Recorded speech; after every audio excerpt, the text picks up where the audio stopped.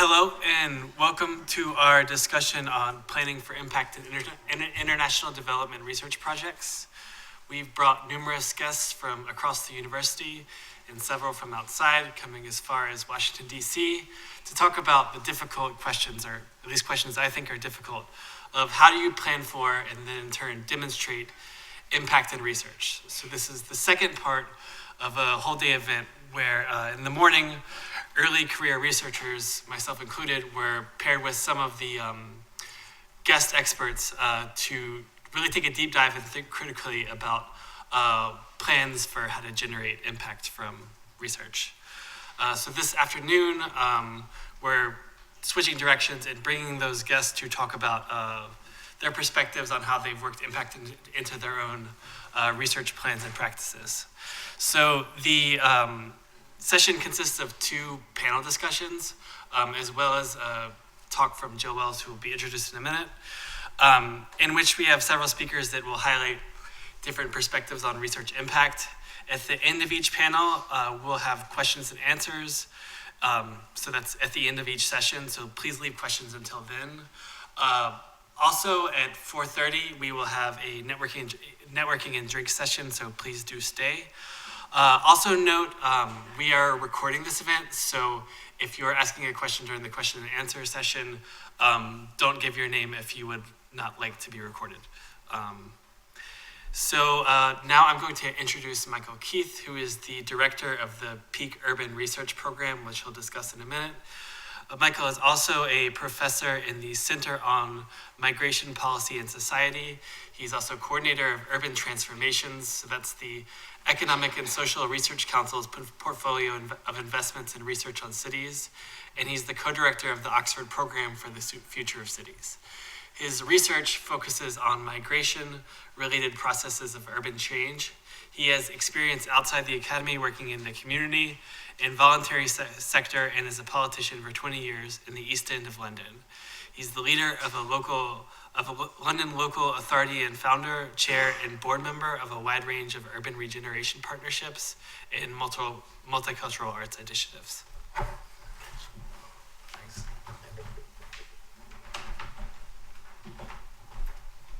Thanks, Sam, and thanks everybody for coming.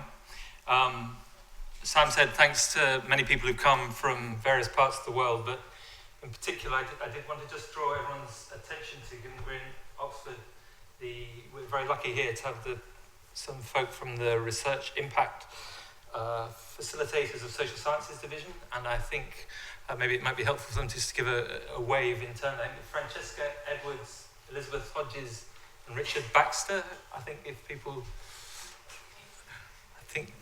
Francesca's here, and yeah. Thank you. The people I want to kind of catch up with later on in the meeting.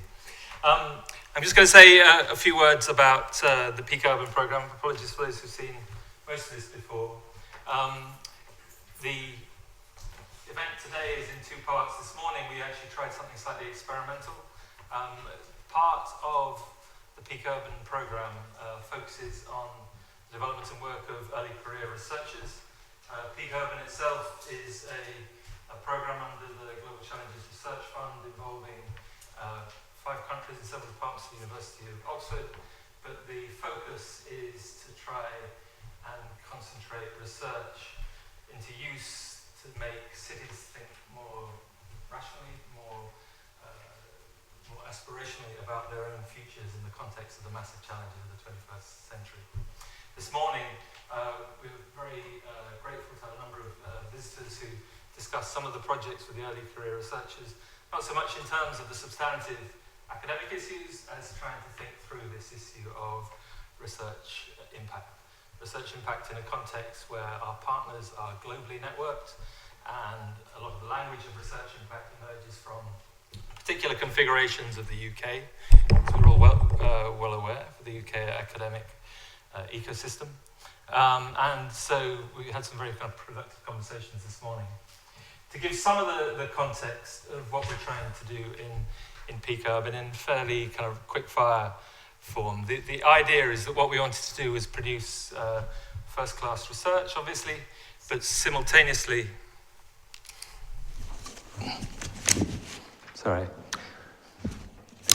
Simultaneously, what one of the goals of the program as a whole is to think about a cohort of researchers globally that might think through the challenges of the 21st century through slightly different lenses that took seriously the rhetorics of the interdisciplinary, rhetorics that actually recognized that if we're to consider the dynamics of ecological, economic, social dimensions of the future city, we might actually need to think seriously about what it means for an architect to speak to a planner, for an economist to speak to a biologist. And so what that means is that some of the three goals we want to try and of the Peak Urban program are in turn to grow a cohort of new researchers, to produce high quality research, but also that research is rooted in connections with national, global, but specifically metropolitan focuses of expertise that are thinking differently about urban sustainability. The partnership involves 5 countries, including alongside the UK, China, India, Colombia, and South Africa. And it actually creates a partnership that, as well as being geographically spaced, obviously draws in a range of cities that have very different historical trajectories, very different economic experiences, very different challenges of governance, very different models of what it might be possible in terms of sustainability. But the focus of the program today is around the work of the early career researchers. It needs to be said that alongside the work of Rosaline Cunningham, our comms officer at Peak Urban and Compass, Sam Haroy and some of his colleagues from the cohort of postdoctoral researchers at Oxford have been the driving force behind today's meeting, so thanks to them as well.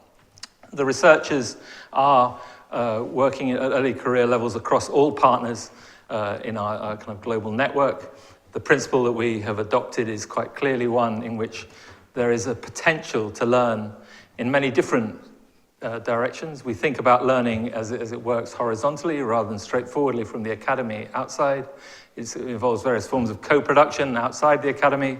The program involves different forms of learning that run uphill from south to north as much as downhill in the other direction, and across the different geometries of the network.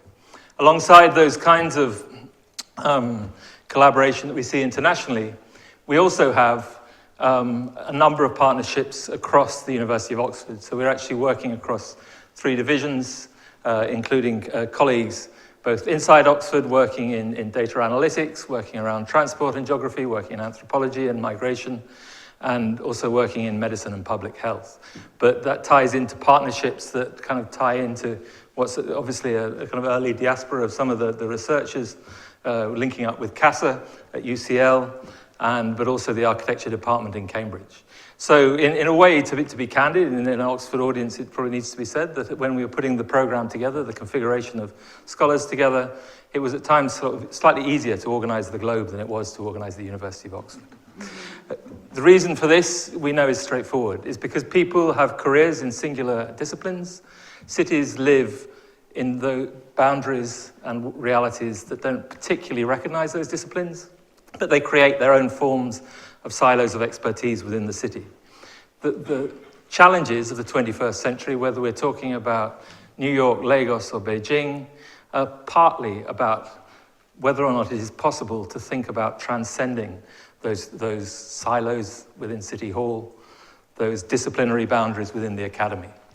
Because very straightforwardly, we know that the power of data analytics, the power to gather data on a scale unprecedented, has grown exponentially in recent years. What that means, though, simultaneously, that there's a slight paradox to that Mike Batty at CASA actually made the point that we know more and more about what is happening right now, but the pace of change is accelerating so rapidly that if we understand that the city is a system of, not just a system, but a system of systems, the complexity that emerges means that disruption and innovation occur much more rapidly. So the ability to know more and more about what is happening right now is paradoxically partly undermined by knowing less and less about what's happening in 10 or 20 years' time, because of the pace of change. There is a very real sense in which the forms of emergence that are produced by different kinds of combination in the city, different combinations of the human, the cultural, the material, the infrastructural, create different sorts of novelty on a rapidly changing basis. So how we think about the notion of causality in that context is both challenging and interesting intellectually, and practically and pragmatically significant when you're thinking about how engineers think about constructing buildings, how planners think about land use in the context of the city that is yet to come as well as the city that already is. And it is a city increasingly disrupted by rapid processes of innovation and disruption, and that the very fundamentals of thinking about a city, how we consider where you live, where you work, the journey between those two places, how long you live, your lifestyle, are all subject to changes, partly structured by technological innovation, partly structured by the dynamics of the populations themselves, notwithstanding the fact that we recognize in that diversity of a global arrangement of the urban that we have in our program. The cities themselves are structured by particular lock-ins generated by their own investments in things like the automobile car, certain path dependencies that emerge from their patterns of development that owe legacies to their historical past, their geographical presence, and their uncertain futures, which means that we not always are talking about straightforward solutions to specific problems in a language that people in the room may be familiar with. We're very often talking about wicked problems with clumsy solutions that are products of specific settings. What that means when you're thinking about a China that will have 1 billion population urbanized within the next decade and a bit, or the growth of more million people cities in India than in the whole of Europe within 20 years, is something that is obviously enormously challenging for thinking through urban futures in a context which is disciplinary. It's a context in which we know that expertise generates different kinds of knowledge. The notion of utility optimization sits uncertainly alongside notions of medical morbidity. Regimes of value in different academic disciplines don't always sit easily with each other. So how one thinks about the commensuration of those different ways of thinking is part of what we're trying to think through if we're to be serious about the nature of the interdisciplinary. Always within questions that create a reflection on the normative settlement of the city, a reflection on in whose image the city is being remade and in whose future some people will be included and some excluded. And finally, with an intention at least to try and understand how the city sees, what it means to see like a city, what it means to actually translate some of this knowledge into practical domains. Very straightforwardly, those problems gave us this acronym for our program, a combination of the more quantitative data analytics disciplines around prediction, projection, thinking through what those forms of emergence might mean in complex systems in very differently nuanced ways, recognizing the importance of technological change and commensuration between different domains of knowledge, but also thinking about knowledge exchange. In part, just a reflection on some of the scholars that have been significant in our thinking, David Stark, Boltanski and Teveno's work about justification, but also the Amartya Sen's work, for those who have got an interest. That gave us the acronym PEAK. The 5 universities we've talked about, please come and visit. The rest of the day is focusing on the K, if you like, in part, but not just the K. That sense that for this work to be translated into domains beyond the academy, we need to think about impact from the inception of the work through to the end point. And I'm very grateful for the contributions that we're going to receive today. And the first contribution that we will have is from Jill Wells. So if Jill can come up.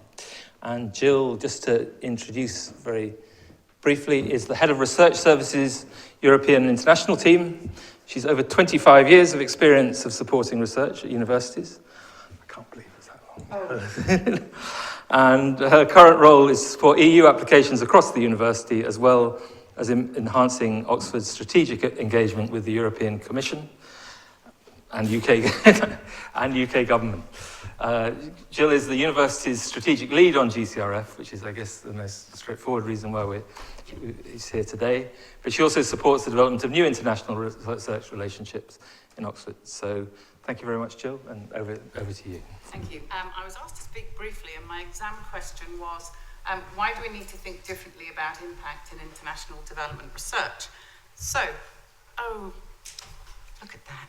There's something wrong with our, template. I thought they'd changed it. So sorry, this looked beautiful on my computer. Anyway, so why does impact matter? Why do we even think about it at all? So of course, the money that we spend is public money, and therefore we have to demonstrate that society is benefiting from the money it is giving to us. In terms of quality, if we engage with a broad range of stakeholders and beneficiaries to help us frame research questions, chances are that both the quality of research and certainly the outputs will be more useful. By working together, we can shorten the time from our research into impact. Okay, so this is why we do it. And of course, it increases our reputation. And obviously, impact is a key driver for success for UK universities. As you know, the higher the score, the higher the reward. In reality, the university is a generator of knowledge. Research costs money. If you can show an impact, guess what?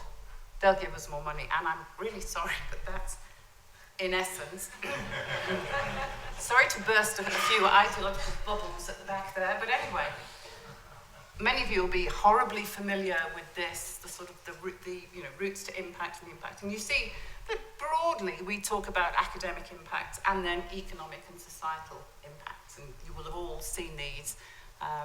And you can see there are some very useful kind of ideas in there, and obviously we're all very familiar with the academic. To make it slightly simpler than that, I thought I'd extract the types of impact that we generally look for in our research, and we're all, again, very familiar with these. So if you suddenly start to add new funding regimes that talk about ODA and the need to work with DAC list countries, and address one or more, preferably, of sustainable development goals, whilst remaining ODA compliant on the principle of equal and equitable partnerships. I love making this slide. Whilst considering the new kind of ethical approaches we may need to take because we are working across the world and we have to be mindful of different sensibilities. Oh, and of course, we have to also support capacity building. Nobody wants to do GCRF anymore.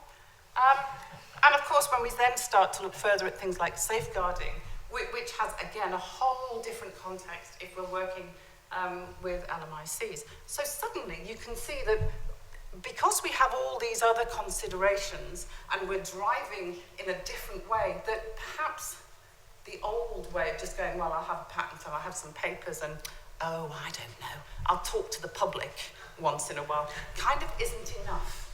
Okay, and this is why we need to think differently. If we go back to the cynical bit, if we want to continue to get funding for development research, we are going to have to demonstrate the value of the work we do in addressing some of the issues that development research is interested in. I am so sorry about this font. And of course, there's more down here which I can't see either. So this is quite challenging. Anyway, so if we ask ourselves this kind of question, what is development research? So in essence, it's funds to support research that will try to address the challenges faced by developing countries. So these are the funds we get from GCRF, from DFID, Newton Fund, Gates Foundation, there are more. In essence, they're designed to support the UK aid strategy, okay, which basically says it's about tackling global challenges in the national interest, which is a slightly odd thing. Not only that, of course, it is to help work towards sustainable development goals, which are, of course, as we know, the blueprint to achieve a better and more sustainable future for all. So you know, that's 3 years' work there, that's fine. Now, of course, what it really is, some of this, is a political reworking of the UK aid budget, so that the UK also benefits. And, you know, this is something that we know, and it was a way of ensuring that we would meet the kind of the goal of how much we invest in aid, but by doing it a different way. There's no polite way of saying this, so that some people in Westminster would stop talking about how aid isn't necessary. Let's put it that way. And so this is why we ended up with the kind of funding that we have. The key stuff here is now missing off the bottom, but it's only research that is directly and primarily relevant to the problems of developing countries that are ODA, that are official development assistance compliant, and that's basically what we're talking about. Oh. So, what all that means really is we have to have a new approach, a new way of thinking about these things. So, we need to come at it from the premise that we're looking at research rather than aid as a solution to some of these problems.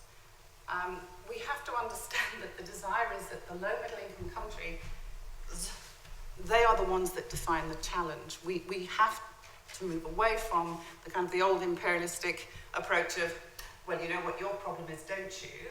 And this is what you need to do. Oh, we'll do it, and then we'll just leave. That's not how development research can work in the 21st century. That requires a different approach for some, and a different way of working. It requires proper, equitable, long-standing partnerships. And some of our early successes at Oxford in things like GCRF are absolutely down to the long-standing research relationships that some of our researchers have. It's vital that we have a wide range of stakeholders, not just here, but in the global south, to make sure that not only are the challenges addressed in the right way, but progress is monitored by those who really understand, you know, the issues now and what needs to be done. And so that kind of engagement is vital for successful outputs. And these outputs may be non-standard, you know, in terms of a standard EPSRC or ESRC grant, where we're looking at potentially very, very different outcomes. And local context is fundamental to successful impact. So again, we have to move our mindset and think differently. It's not about what might be important for us or for our careers in that sense, but it's actually everything must be placed in the local context. And what's good for Oxford may have no relevance to a low middle income country. They may not care about having a Nature paper in truth, okay? So what we're looking for really are impacts that count and can be measured. So these are things like innovation to reduce poverty, increase health and well-being, policy changes at the national level, and that national level may also be here in the UK. It's not necessarily only in other countries. We're looking for local initiatives and interventions in remote locations, the improved research capacity in low middle income countries. You know, goes back to capacity building, and the engagement of diverse stakeholder groups, whether these are NGOs, community leaders, governments, practitioners, and everything is in the context then of interdisciplinary and international collaboration, which is a challenge. So in essence, what we have is research impact versus development impact, really. They're two slightly different worlds that have been seamlessly slammed together by the introduction of particular funding schemes. And I think that's why we need a slight mindset as to which it is that we're driving for. High-impact journals or academic-only conferences have little value if we're talking about development impact. Development impact needs to be demonstrated through the influence and the buy-in of non-academic actors, whether these are businesses, small or large, local NGOs or bingos, which are big international NGOs, national government departments, agencies, funders, local actors. You know, these are the people who will help you demonstrate the impact of your research by the way that they take up what it is that you've been collaborating with them and working on. And the key thing is you need to make a case that the research will be used, okay? ODA research does not cover academic commentary on development issues. Research, the way that should reach, research should be for, not about, okay? And in essence, that's what the funders are looking for, and in reality, that's the value of development research. That means any questions, but you just said we'll do that later. That was on time. I was only given a short amount of time, so apologies for galloping. Thank you.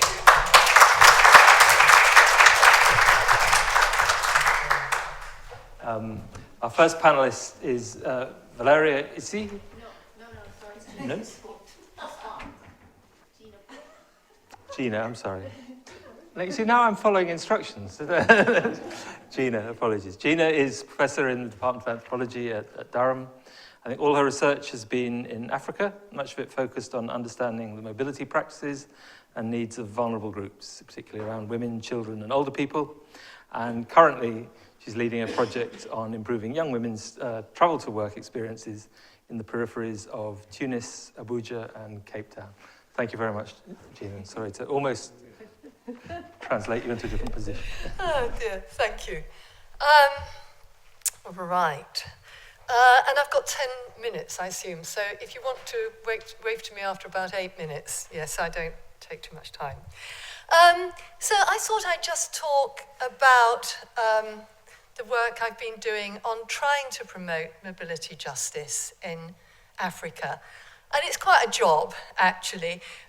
But essentially, I think it is so important to think about mobility. And the development sector hasn't always been very good about thinking about where mobility and transport fits into the wider development enterprise. So the health sector's got better at doing that recently, others still not. But essentially, if you want to access health, education, livelihood, generally you need physical mobility. You need to get to places. Virtual mobility, the mobile phone, is changing things, but still face-to-face is so often essential. And the frustrations of immobility really are often not easily seen.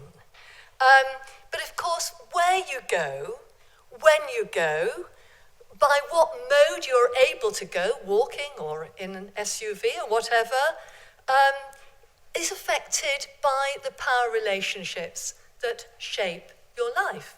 And you've got all that engagement with wider structure. And the common sort of vulnerable groups that I'm thinking of when I think about promoting mobility justice are women, children, older people, people with disabilities, and so on. You can go on. And unemployed women, for instance, which is where I'm at the moment working. But essentially, just to give you a flavour of this, mobilities are very, very strongly gendered across Africa still. They're embodied, they're socially coded. You start off as a girl, learning how to carry in many societies. As a little boy, you'll get your push truck. It goes on, and the women are carrying the loads, they're walking much more, the men get to drive the big vehicles. So how do we move things forward? If we want to try to improve this situation, improve mobility and access, then we need to do various things. First of all, we've got to build some sort of deep understanding of people's circumstances, their experiences, their needs, their aspirations. But we need also to know about that context within which they're living. There's the local context, but the wider context, history, economy, culture, institutions, political factors, all of these. And then also, in addition to that, we need to look at where we are and who are the key people we need to engage with. Who are the key local actors if we want to move things forward? The experts in transport, it's often the engineers, the planners, but it's also the politicians, the private sector, NGOs, community-based organisations, unions, so on and so forth. And how can we achieve all that? Well, I'm going to talk about one particular way of engaging, particularly with people at the community level. And through a process that I would call peer research. And I feel that this is a way that you can work with communities that actually complements work with conventional academic researchers. Because it's not just about gathering data in communities, but it's also about how you engage with policymakers and practitioners. So, thinking about a peer research program and the way that I've been developing these over the years, essentially, we're first of all recruiting from the vulnerable group, where participants who are interested in doing this sort of work. And we will do a 1-week training, including field practice, getting people out to practice different methods, deciding what methods they can work with. It might be in-depth interviewing, mobile interviews, travel diaries for transport work. And then they will go on and work in their communities for a period and identify questions and context that we then may work with and build on in an academic research program, which might be qualitative, might also have a quantitative component. But the key thing is that then peer researchers can engage with external stakeholders. They can come to our project consultative group meetings and talk confidently with some support beforehand because they've collected evidence themselves. And I'm just going to give some examples of this. But before I do that, I should say the country consultative group or the project consultative group is an essential complement to this peer research approach. And this is what we would normally in a project set up right at the start or even before the project inception. And the aim would be that every few months we meet with the consultative group so that we get advice and support, we get people on our side, but also we're using this as a way of shaping the project and disseminating project information and hopefully having some influence on things going forward in policy and practice. And our consultative groups, when we're working with peer researchers, generally we'd have, in addition to the peer researchers, then government, NGOs, CBOS, private sector, transport unions, academics, and so on. But essentially, we would also try to not just focus on the transport sector, although doing mobilities research. We would aim also to get people in from the Education Ministry, from Health, Women and Children's Affairs, Employment, Communications, and so on. And so it's working with these two things together, a peer research component and the consultative group. And I'll just give you some examples from field practice. So I've been using this approach since about 2004 in a series of studies with vulnerable groups. So starting with children, first of all, from 2006 onwards, we had a project with peer researchers that's gone right through to, in fact, to about 2017, 18, because some of our peer researchers have stayed with us and continued to work with us. Worked with HelpAge in Tanzania. We've been working since 2011 with training older people as peer researchers to work with our research projects. And most recently, with the current project, which is GCRF ESRC funded, is with young unemployed women.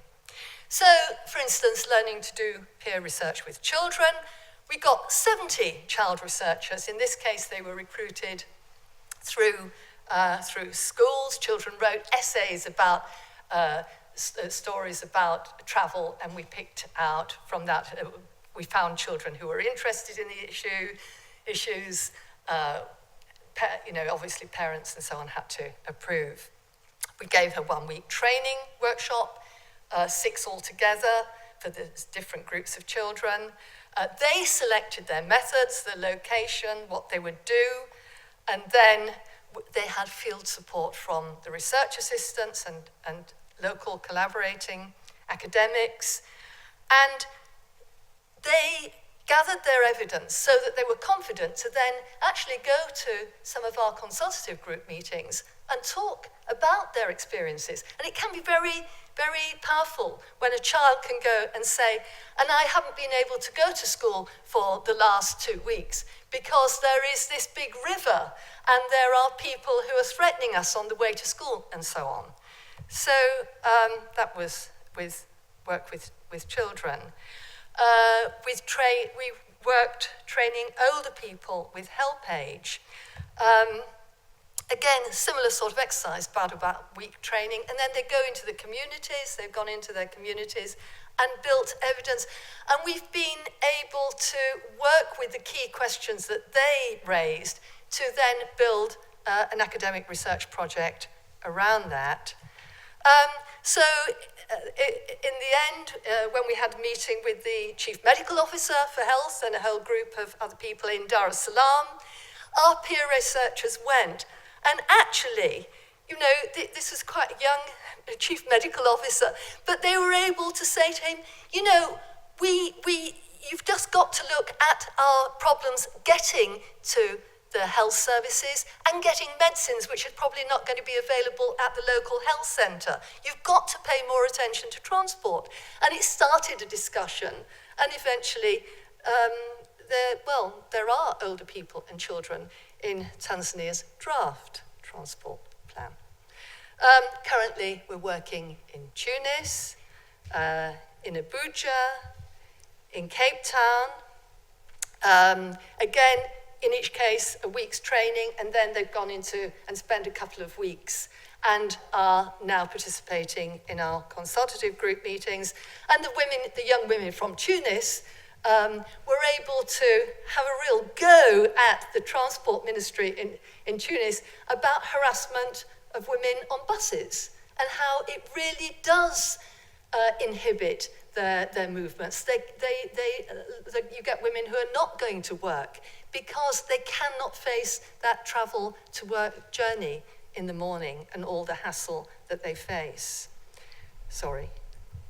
So just to conclude then, working with peer researchers, I feel is really powerful approach. It's worked for us, and this is for me working with collaborating groups at universities in various parts of Africa.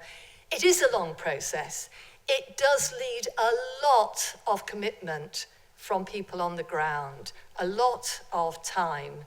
And there are all sorts of ethical issues that you've got to think about. How are you going to pay? What are you going to pay? In Malawi, we had an issue with children and the fact that we were employing children under the legal age for work, and we had discussion with government to sort that out.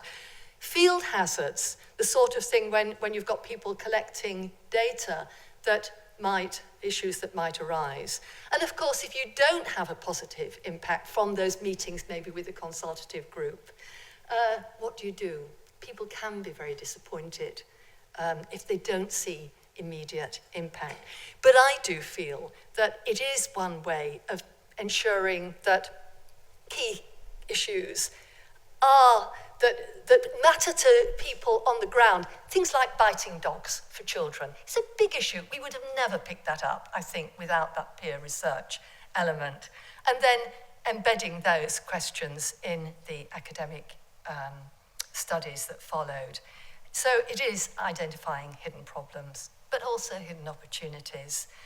But also it's about giving communities, I think, or helping them build confidence to tackle experts, to tackle the engineer, and say, this is why this road doesn't work for us.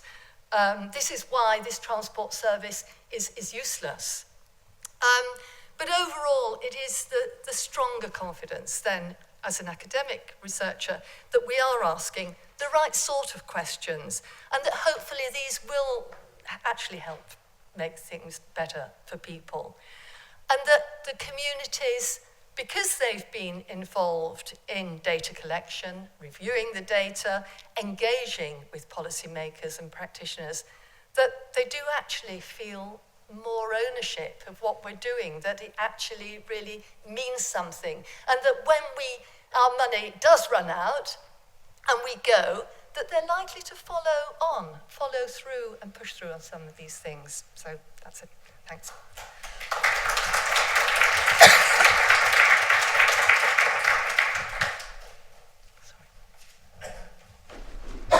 Thank you very much, Gina. Now we have Valeria Itzi. Valeria has 20 years of experience in international development and has worked for the UN, for international NGOs, and also within the academic world. So she's moved across different sectors. She's currently in the private sector with work focusing on the research-practice divide, strengthening the evidence base of development policies and programs, So Valeria currently works as a private sector consultant with a portfolio that includes policy analysis, program design, and also theory-based monitoring, evaluation, and learning and capacity development. So again, thank you, Valeria. Over to you.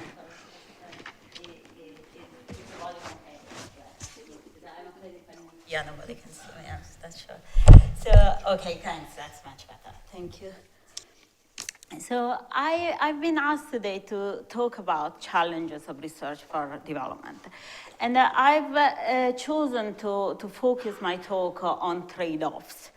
And the reason I've chosen this is that the prevalent narrative and discourse on research for development emphasizes win-wins. So we are supposed to produce excellent cutting-edge research, as we heard before from Jill, that is leading to development impact, and there is also a number of process requirements that are taken for granted, which is we are supposed to work across academic disciplines, we are supposed to work through equitable North-South partnerships, and we are supposed ideally to co-produce research with research users and even the beneficiaries of research. So we are supposed to do all these things, and that looks great on paper, but if from the perspective of individual researchers and also from the perspective of research managers, and it's easy to see how all of this might seem very overwhelming. And because we are asked to tick the boxes of academic excellence while at the same time ticking all these other boxes. So I want to reflect a bit on what these trade-offs actually are. And I'm starting with the overarching one, which is a possible trade-off between academic excellence and development impact, and I mean this in a development way, which is the positive contribution given to lives of poor people in developing countries.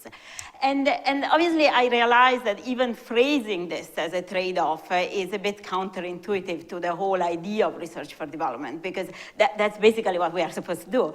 And I obviously don't need to imply that we don't need good research, but what I'm pointing at is the fact that the metrics that are used for assessing research excellence and the incentives that are correlated to these metrics might diverge even significantly from the kind of requirements that are needed for international development. And this, we can see it in different ways, is the kind of research questions and methods we can have, those that are actually more potentially impactful, at least in the short term, are the ones that are maybe not so cutting edge or not so relevant and might not be published. And I will get back to this question of publishing a lot in my presentation. And so they are less likely to be published in high-ranked journals. And it's a question of time frames, because the kind of questions, again, we ask that can be answered and produce impact in the time frame of a research project might not be the same ones that are so interesting from an academic perspective. It comes to a number of implementation challenges. As an example, let's think about data. When do we share data? Do we share data when they are ready, when they can be published, or do we share data when we are asked for it, even if that means that actually the possibility of continuing our research and publishing it might be compromised? So this is like the big picture, and then I've thought of a number of like sub-trade-offs in a way that all build up to this. So I will focus on the three key process requirements of research for development. And the first one is interdisciplinarity. So we heard a lot about how interdisciplinarity is crucial for research for development and breaking disciplinary silos, as Michael was saying before. And there is this strong assumption that has a lot of reason to being, that interdisciplinarity leads to more relevant research questions and also gives the credibility to engage for policymakers and practitioners that a single discipline team would not necessarily have. And that's all true. However, there is also a strong time penalty in interdisciplinary work, as we all know, because everything takes longer, especially in the inception phase. So a common complaint from researchers is that just as things are starting to happen in an interdisciplinary project, then the funding runs out. And also, because work packages are much more interrelated, it is much more likely that if one slows down, the others also will. And then there is a question of being unpredictable. So obviously interdisciplinarity will take you places, but that's not necessarily the places that you meant to go. And so how do you deal with this? And again, we go back to publishing, because the kind, as we know, the kind of journals that are relevant for one discipline might not be relevant for the others. The kind of sample sizes that are enough for one discipline might not be enough for the other.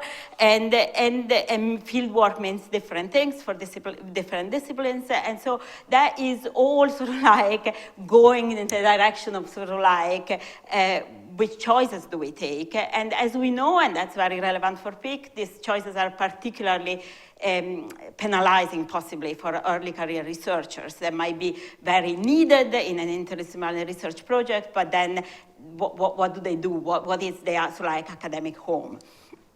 And the second trade-off that I want to stress is partnership. So we know that there is a lot of emphasis in research for development on North-South equitable partnerships. And there is basically two reasons why we're doing partnerships. One is functional to the project itself. So the idea is that if you are doing a project through a partnership, you have better avenues of impact, you're asking more relevant questions, and so you are more likely that your specific project will have impact. But then there is also this idea that there is a longer term impact of the partnership itself that basically goes beyond your project. It's almost as if like the partnership is impact in itself. And that's very conflated in the discourse with capacity building, which is probably also like a discussion on its own right. So basically, like the kind of choices that you take within an individual research project, or whether you are privileging the functional side of the partnership or the sort of like long-term, equitable long-term side of the partnership might also count.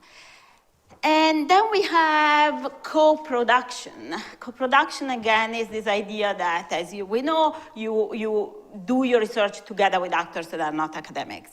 And co-production is very much the trend, and there is good reasons for that. It promises more relevant research questions, again, and also it promises like research that matters. But if you do co-production genuinely and seriously, you can end up with questions that are much different from the one you started with. And so do you have the flexibility of doing this within your individual research projects? Do you have the flexibility to rethink questions, methods, and processes, while you also have to deliver on the stated intention of the project? So all of this trade-offs play out mostly at the project level. So the last type level that I want to discuss is this distinction between a project and a program, which obviously applies to PIC and applies to the larger investments that you see in GCRF, like the hubs, for example. And having a program approach is obviously very useful to overcome some of these trade-offs that emerge at the project levels, because you can do it within with the larger time frames, with larger resources, and with more time and with more resources. But the program level raises trade-offs of its own. And so if we look at the project as a program, as a sort of like a puzzle, and the projects are the individual pieces of the puzzle, you are left with this dilemma. There is value in letting the individual pieces of the puzzle go their own way and ask research questions that are relevant for the individual context where they work, and explore the kind of like impact pathways that might emerge at the local level, local in the sense of the project level. And that, there is value in that, but what you are losing by doing this is the possibility of then aggregate and telling like a consistent picture at the program level, and then potentially to have that kind of like larger scale global impact that needs sort of like simplified messages, and therefore it needs essential messages, and therefore it needs to the different pieces of the puzzle to be you need to be able to aggregate them. And so even that, what do you do? Where is it that you find that balance? And so if you are actually doing so like more of a program level emphasis, having more of a program level emphasis, it might mean that you have to say no to potentially exciting impact opportunity at the project level. So I will conclude here, but basically I want to stress again that the focus on trade-offs is important, I think, because it stresses the fact that there is all these dilemmas are real choices. They defy technical solutions. So there's clearly like scope for doing things better, but at the end of the day, it is a question of sort of like facing the fact that there is a curve, and we have to decide where we want to be on that curve. And as researchers, as research institutions, as research managers, we need probably to be more vocal with the funders to make them aware of the fact that these trade-offs exist, and that research for development can genuinely progress only if we are able to honestly face them. Thank you.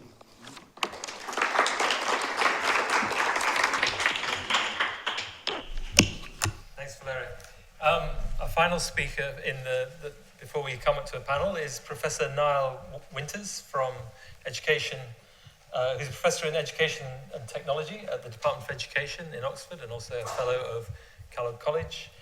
Niall's specialism is work around designing, developing, and evaluating technology-enhanced learning programs for healthcare workers in the Global South. So over to you, Niall. Thank you.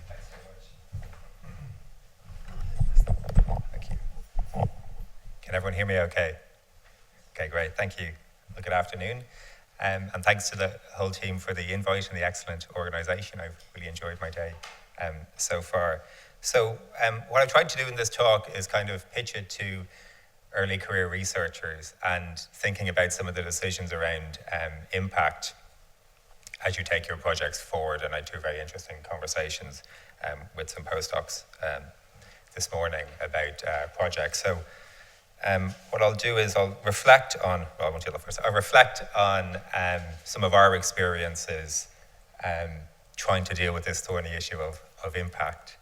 And then end with go through what I thought worked okay, and then end with a kind of a bit of a dilemma that we heard about already in terms of the need to gain or have or promote impact against the needs of the most vulnerable.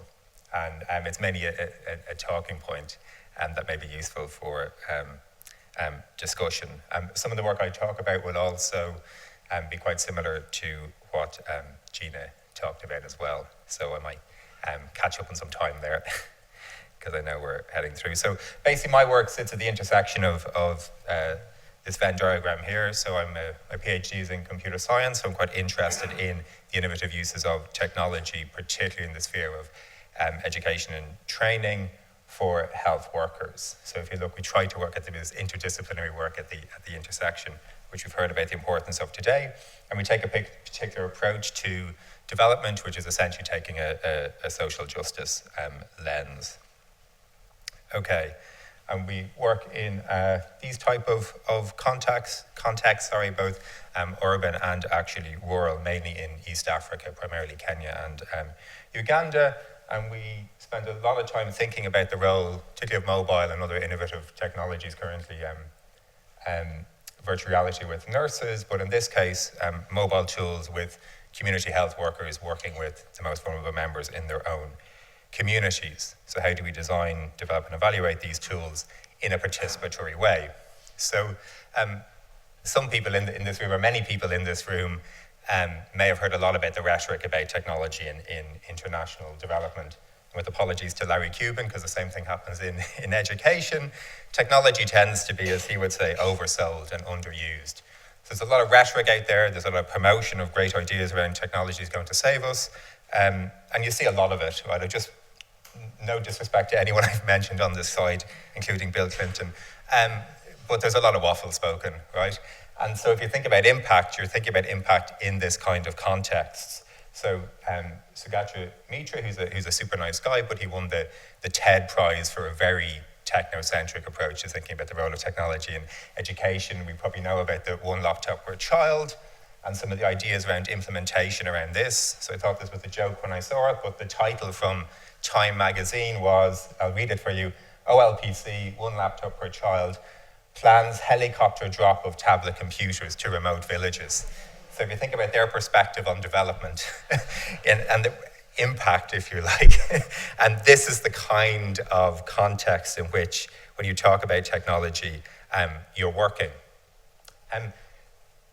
So if we step back a little bit and we think about what we mean by development, I don't want to get too conceptual or talk about development and post-development and all the rest of it, but if we just think about ways of thinking about development, and this is taken from Paul Farmer, you can think about the charity model, which is very obvious here in the UK, even for example, with the example of food banks, which is like, it's good enough, our leftovers are good enough for and the poorer and the most vulnerable in society.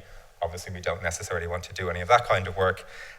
What he calls development, I'll just put in inverted commas, is particularly around infrastructure projects, huge development type projects, and that's sort of a rising tide raises all boats, and we know some of the challenges with that way of thinking about development.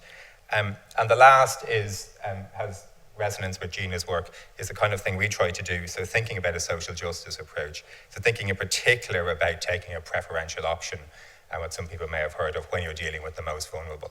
So if you think about technology and phones, which we've heard about already, why should community health workers who are working with the most marginalized not have access to smartphones?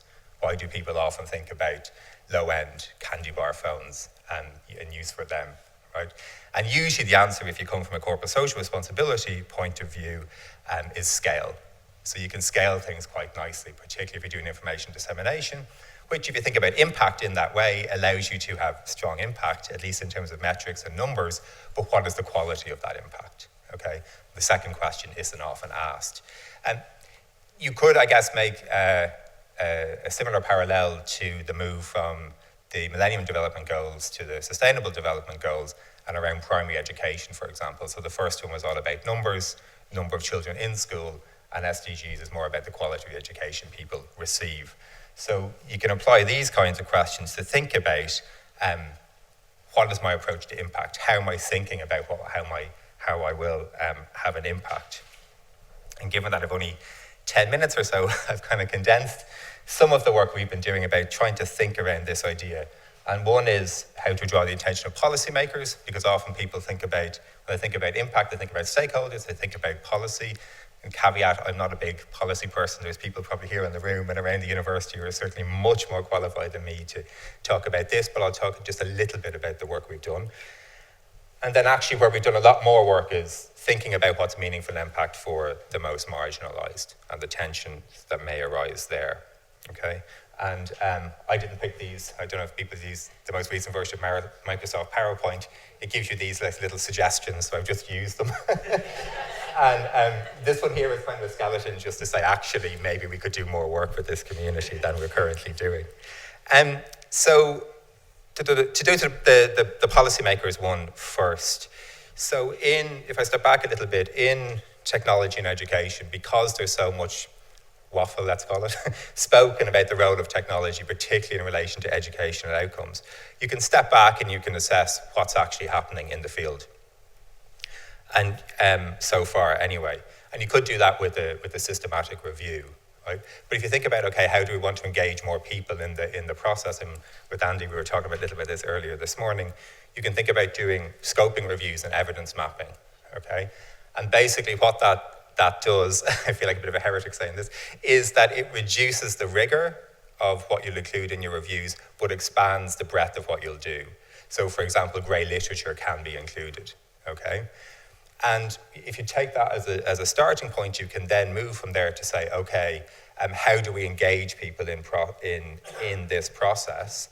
And if you're thinking about, you've now widened the scope of what you'll include and what counts as evidence about what's going on, particularly in the development sector, you can then start bringing in things like NGO reports or bingo reports from earlier. And then you can involve people in what are called evidence networks, and then get them to work together in the development of the evidence base. So you're getting buy-in as early as possible in the project.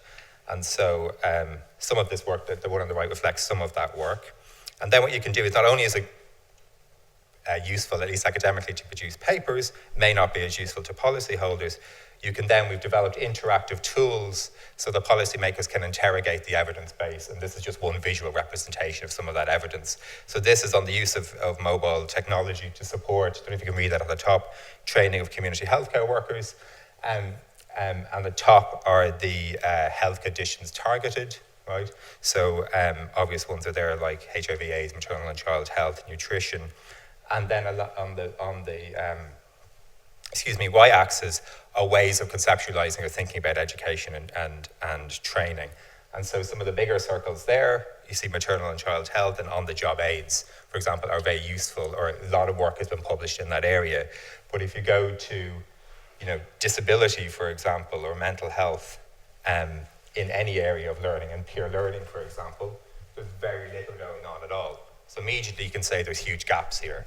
So therefore you get to think about what areas of research might need to be focused upon as you continue the work.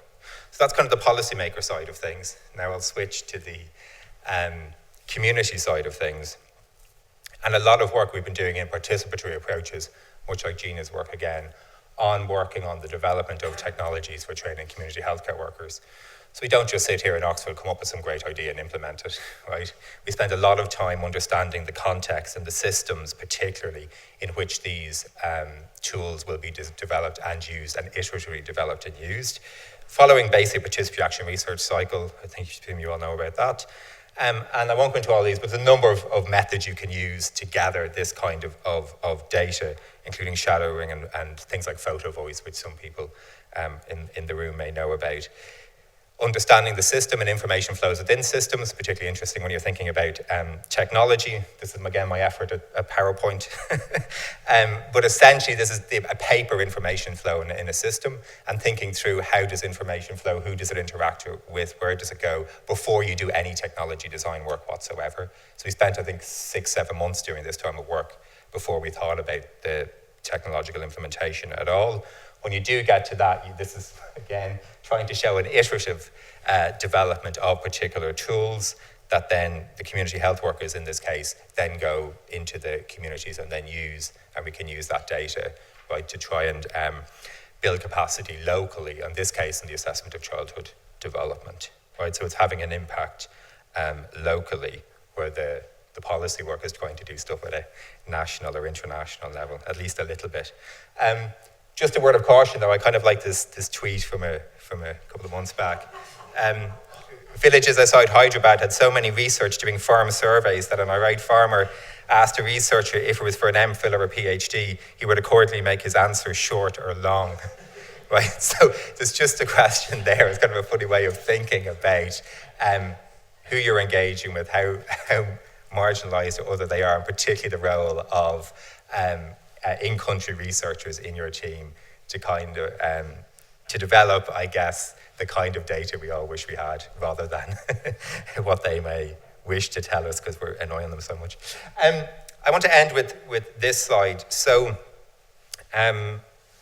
how can I explain this in like a minute or so? Okay, so the participatory work that we value that really takes into account viewpoints of the vulnerable involves them in interesting and motivating ways can be thought about as socially embedded, right? And so you can design technologies in a socially embedded way, right? So that's sitting on the right-hand side of the scale. A lot of work, particularly in ICT for D, hopefully less so these days, is on the far left there, which is this innovation by transfer and diffusion, right? So you've probably heard a lot about transfer and diffusion theory, right? That doesn't take into account social embeddedness at all. A technology is a technology is a technology, right? I don't care where it's used or who's using it, right? We tend to sit probably on this end, but a lot of work, particularly in M-Health and M-Learning, sits on the far end, okay? So obviously, we talked about participation earlier and interdisciplinarity. There's a time constraint to that. So if you want the big hit, you're probably going to go innovation and transfer and diffusion, right? If you're a corporate social responsibility, for example, and you're talking, some of those quotes I mentioned earlier would sit very much on that side of things, right? Scaling works really nicely, in that context. However, is it truly valuing the people we actually want to help if you think about development in that way? Okay, then if you think about development the other way, I'm slightly simplifying here, you can think about the y-axis as a almost political, okay? So on the top end there, what you'll say is, the systems we work with are all fine. I want to integrate with those systems. So I'll work with the local ministry, for example, right? And down here, you're being super disruptive, You're the Extinction Rebellion of the development world, right? You're like, no, I'm sitting on my own, and we need a radically new approach here, right? What happens is, if you take this radically new approach here, and you're socially embedded, you're sitting somewhere down here, right? So what does that mean for sustainability of your project, for example, if you're sitting so far outside a health or an education system that it may not be taken up? Question. I don't have any easy answers to these. If you sit at the other opposite end of the scale, you've got something, innovation and diffusion. Great, technology is technology, right? And we'll work with the system. We've got brilliant contacts with the highest level in the ministry and so on and so forth. Let's go and implement it. Is it probably going to be sustainable? Yes. Will it get a lot of funding? Probably. Yeah, maybe. Yes, better chance than if you're at the bottom end, right? But what does that mean for the kind of development you're doing, okay? So thinking as an early career researcher, this is kind of a nice simplified. The questions are more complex than this, but I just wanted to get people thinking about their approach in using the case that I know best, which is through the use of technology, but you could probably use it for other types of interventions. And so the challenge or the potential is in seeking to work with the most vulnerable in this highly participatory way, we're positioning ourselves somewhere here, right? But what does that mean in the longer term? How does that become sustainable? How does that embed within systems? So, for example, one of the projects we did around child development and disability, children were hidden in communities. And so if you go to a health system, right, and you say, actually, we've addressed this need, you're holding a mirror up to that system, you're saying, hang on, it's not working very well. So what kind of buy-in are you going to get from the local ministries, for example, that may help you scale? Question mark. So some of these trade-offs and things just to think about. And this is from a Discourses in ICT for Development paper. So I'll end there. Hopefully I did that within my allotted time of 10 minutes. Thank you all very much.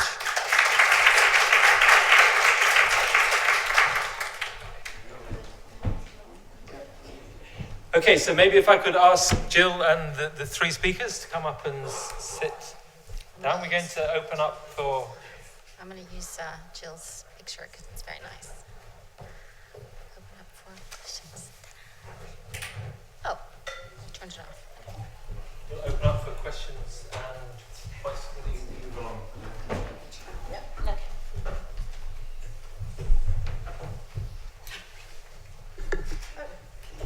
Okay, we have got enough seats. So I'll take questions from the floor as they appear, but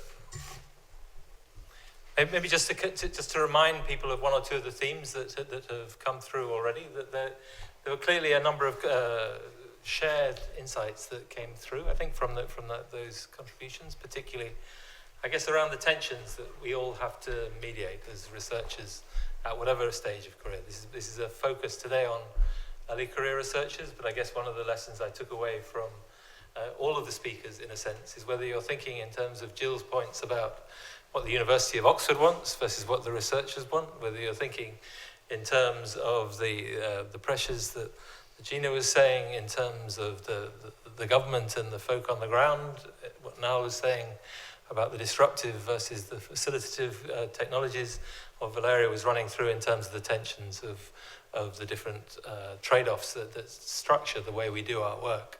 All of these involve mediating different tensions in different ways. So maybe if there's just kind of requesting questions from the floor, but while people are kind of thinking a little bit about some of those things that were hopefully kind of resonated through all speakers, maybe I can just kick off with a soft question. We're beginning to get some from the floor, but very quickly to kick off. One thing that struck me, I guess, maybe Gina and Neil might be the most appropriate people to start with this, was that there was, in all the presentations, I guess, there was a sense of tensions. But I was just wondering if you, for the purposes of the audience, you might, if there are any examples of whether you started in one place and then, in the spirit of experiment, you ended up kind of finding flaws that you ended up somewhere else, as it were. Are there examples that you might reflect on that? I don't know, Gina or Niall or. What do you think? Niall, go on. So I think in the community health worker project, it was this. We were looking in some ways that DIFIL at the time, which in the funding proposal, was open in the sense that it was interested in mobile learning and the use of technology in development at the time, and so that gave us the scope to do the participatory work in a way that was quite open. So although we didn't end up talking about child development or the way in which technology was going to, how disruptive potentially the project was going to be, that enabled us to then go back and say, actually, 2 of the 6 research questions, I think it was, we're no longer going to address. We're going to change it because we took this participatory approach. And so we have the scope then to change what Larry was saying earlier about the need to be able to say, we started in this position, but we changed, which reflects the situation on the ground. And we're still going to get the outputs we want. They'll just be somewhat different than we initially envisaged. So this idea, I think, of a funding proposal being set in stone, Jill could probably speak more to this. Well, I was going to say, how the research takes you in a particular direction, particularly if you're taking this approach to, I think we're trying to do the best we can to engage with the most vulnerable, which is what the part of that remit was in relation to this equity point that Jill made earlier. Thank you, Gina.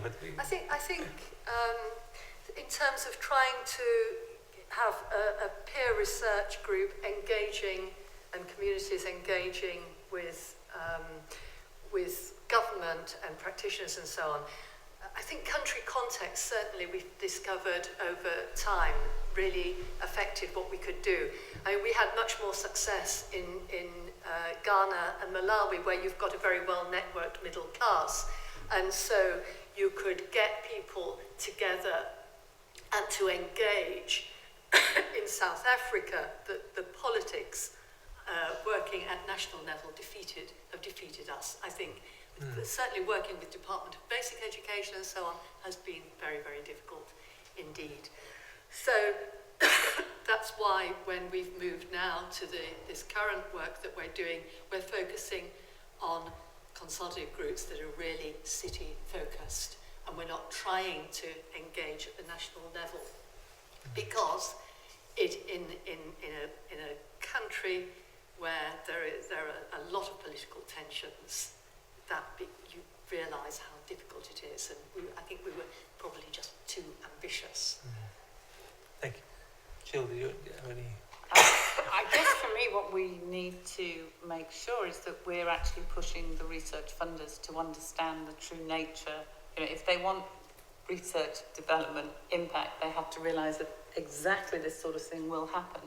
That the direction you set off in whilst you may end up vaguely in the same place, the route may be incredibly different. And I think it's part of the job of people like me to make sure that the funders are aware and are going to kind of allow this to happen without penalising or sort of, you know, cutting things short if they think. And I think it's an important message we need to keep pushing to them, all of them. Valeria, do you want to add?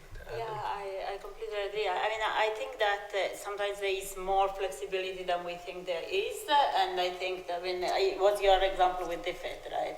I think in particular with DFID there is that flexibility of rediscussing, and maybe we are as a research team we should be more like bold in like putting this on the table, and the feedback might be better. But probably there is. I mean, it depends also on the discipline in the sense that.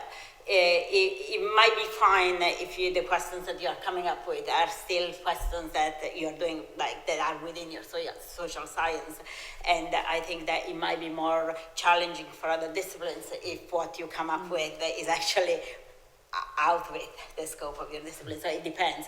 But I do think that there's sometimes more flexibility than we think, but also that we should be more pushing back with the funders to demand this flexibility. Fail again, fail better, I think Samuel Beckett says, right? Yeah. We've got some questions coming up, so we'll take maybe a couple. I've got one here and one over here at the moment, so please. Thank you for all the presentations, very illuminating. I was wondering if you could comment a little bit on the relationship with another actor in this whole picture, which are those academic partners in those other countries, because I think that they are the trade-offs there and the interests there are somewhere kind of caught in the middle. Or they are universities that are definitely interested in producing impact research as measured in terms of publications and big journals, let's say, but at the same time they're in. So I think that the dynamics with academic partners in these countries is different, than if you could comment on that and the differences between engaging with them and engaging with the communities themselves and the field work and all of that. Okay, should we take a couple of questions and then there's one just. Oh, sorry, we'll come back on the second round. Please, go on. I was just wondering, Jill said earlier that there's been a political reworking of the UK aid budget so that the UK also benefits. But I was just wondering on the comments if you've seen the Newton Fund report in June that was done by the Independent Commission for Aid Impact, who then criticised the Newton Fund for not actually spending the money in the country. And is there any way of sort of balancing that out as another trade-off almost? Okay, there's a very specific question in general. Should we go take them the opposite ways around? I think, Jill, do you want to take the first one? Others might want, I'm sure others have seen that Newton report as well, but I don't know whether you wanted to start off. Comments on the Newton, it's a difficult thing. It depends what you think the best way of capacity building and relationship building, and it can be both ways. It is, I think, as we find, I'm sure you can ask of AFOX, we find, you know, that there is so much merit in researchers from the Global South coming and interacting and being here with us in Oxford and other institutions, every bit as there is for our researchers to be in situ and really understanding and sharing best practice there. So I think for the benefit, I think to me that the real key is if it's of benefit to the researcher in the Global South, it's almost for them to be able to decide which they prefer. And so to just say it's not good because not enough money is going to a particular region, I think maybe there needs to be a slightly different approach to thinking about what counts as benefit, perhaps. Does other people want to come back on that point before coming into the... Yeah, please.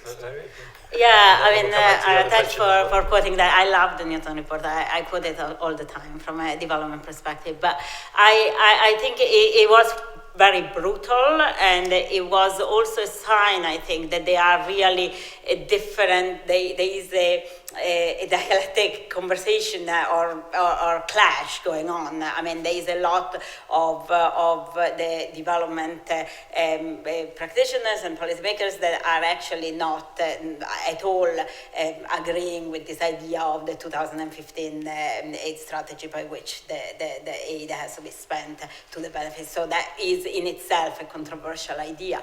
But I think that it is important that the kind of criticism is there, and there is similar, if not that strong criticism in the Foundation GCRF evaluation and in the GCRF rapid review of the Independent Commission for Aid Impact. So these are all signs that we have to start taking into consideration, and that there is the need of start thinking more in developmental terms about research for development agenda. Yeah. And in terms of, I think the question which is about the geographies, the first question, did anyone want to kick off the conversation? I don't know whether Gina or Niall. Yeah. I think just echoing the point about capacity building in terms of the relationships has worked pretty well for us, both within current projects and also thanks to AFOX again, and not only beneficial for the in-country researchers in our case from Uganda and Kenya, but also for the department here in terms of the expertise they've gained in the networks that particularly people here, I'm thinking in particular with the AFOX one, is people who engage in teacher training here and don't often engage a lot in development because they're focused on a UK sector, but actually understanding for them that some of the work they do can be applicable and there's commonalities, and that's been really good for the researcher who's currently visiting the academic. Another way, I mean, brutally sometimes it comes down to resource. So if you're having conversations where you're, it's been a while ago from other partnerships, not here, where essentially the perspective is the researcher's time and commitment, particularly from the majority world country, is cheaper or whatever, and so we've got resource in the UK is more expensive, you're off to a completely terrible start, right? So, I mean, going back to the equity point you made earlier, it's about dropping the ego basically, and I think giving over some control, having people lead particular work packages, etc., are clearly capable of doing so, and so I think that's a way around that, and normal things like publication, right? So how people get credited, all of those kinds of conversations. And I found over the years that once that's done early, a lot of these, let's say, dynamics tend to be better over time, particularly in larger collaborative projects. Gina, do you want to come in? Yeah, I think we've been very fortunate with our in-country collaborators, and I think they've benefited. I think there are issues around collecting impact evidence, where we, in a sense, we are under quite a lot of pressure, I think, from our universities to collect evidence for REF. And of course, our universities benefit. The in-country partner doesn't benefit, really, in that same way. And having impact is one thing, and I think our collaborators want that just as we do. But collecting evidence is quite a tricky business. And there are ethical issues, I think, around collecting evidence. And I don't think that really there's enough thought around that. Okay, we'll have another, a few questions. I've got one here, and one just that, do you want us to give yours, and then we'll take you to these two, and then if anyone else wants to come in, then we'll come back. But do you want, just behind, if you just here. Shall I go first? Yeah, you go first, okay. And then, yourself. I don't know, I think this question is more for Jean and Neil, perhaps, but both of you talked about doing research, co-producing research as a way towards to impact. And one of the things that I often think about when I think about communities is that we tend to conceptualize communities as something kind of homogeneous, the community, right? What we often don't acknowledge sufficiently is that communities are not homogeneous. And when you're working with community, you're impacting on hierarchies, power dynamics, and therefore I was very happy to hear from Neil the acknowledgement that when we think of impact, we need to think about the quality of impact and the ethical and justice considerations that arise from that work what we're doing. So I don't know if it's because impact has to be measurable, that we think of impact in terms of numbers, how many people have we reached, but we don't think enough about how we reach them, who is being left out. So I don't know if you want to comment. So I see you nodding, so I wonder if you can comment about just it. before, if we do you want to comment? There were some great points being made by the panel. Thank you very much. But I just wanted to reflect back on some of the dilemmas and contradictions that we all face in trying to measure impact and have impact. Because one of the things I feel about GCRF and much of the funding currently is it's actually relatively short term in relation to the kind of impacts that we're being expected to have. In our study, in Young Lives, we've been at it for 15 years. And only now are we beginning to actually see some of the impacts that we hoped for, anticipated, and wanted at the beginning. So we're very grateful that we've had such long-term funding, but it doesn't often come in that form. And I think the other side of it is, that, particularly if we're talking not so much about grassroots and participatory approaches, which I think do become much more organic and get a life of their own, when you're talking about impacting nationally, governments, policymakers, officials, and so on, they're always moving on. And so you work really hard. I mean, the relationships are so fundamental to having impact. And, you know, you're always trying to build the relationships that will ensure, and then they've gone somewhere else to a sector that's absolutely irrelevant to the work that you're doing, often just at the point when they're really getting it. I would love to hear a little bit more about some of your thoughts on those experiences, whether you've had that experience. Okay. Would like to start with thoughts on those? The ever-moving politician. Gina, go on. Yeah. Oh, wow. Yes. Going to the first point, I mean, it is enormously difficult. Whoever you work with, you are always leaving somebody's voice out. You sort of try to engage as far as you can. I mean, we work with quite small communities generally, and we just aiming to do the best we can with limited resources. A lot of time given by people way beyond the money that's made available to them or to us. We put an enormous amount of time in. But we can never represent everybody. We can just try and do our best and try to make sure that we do engage not just with our peer researchers when we're doing the peer research, but with the community, with that wider community, and that we're listening.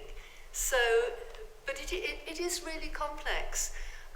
And on the politicians, we've had issues where our local collaborators had a fantastic relationship with the Minister of Education and the local education service, and then suddenly they're out of power, and the opposing group comes in, and suddenly, and in fact this is the case now for some work that we're doing, we can get nowhere because in fact our data is the sort of thing that they just don't want, and they're not going to listen on principle. So, but I think that lots of people get that sort of problem. Yeah, no, I mean, it's very similar experiences. And we've even had issues where, I tend to use the word advocate, but there's a lot of work done with people who are highly marginalised, particularly issues around disability. And even trying to get groups together around that has proven hugely problematic because of internal politics locally, let's say. And trying to negotiate that even with the best partners was very difficult. And so I'd really put my hands up and say, I'm not sure there's any real solution there. And that's within a relatively short-term project. So yeah, very similar to Young Lives. I mean, I never had a 15-year project, so if it is problematic over that time frame, I mean, yeah, we see exactly the same things at a smaller scale, but yeah, people moving on. So if you really want to think about impact in the longer term, it just, I think, remains challenging. Okay, unfortunately. Unless anyone else is coming, we've got our next panel coming. Is it very short, Andy? Very short. Very short, okay. Very short, because we're beginning to trespass on time. Yes. So even before going to the field and do the research for impact, if the problem is interesting and it is getting a lot of attention, then oftentimes you're getting into the problem of research fatigue, some of the things that you presented, Neil. And I mean, the one way to deal with is to collaborate with other researchers in trying to minimize research fatigue. But how do you deal with that situation? Anyone have one line on research fatigue? Getting there first. On a Tuesday afternoon. One line answer. With that dilemma, or that resolution, I would like everyone to thank the speakers for the great contributions, and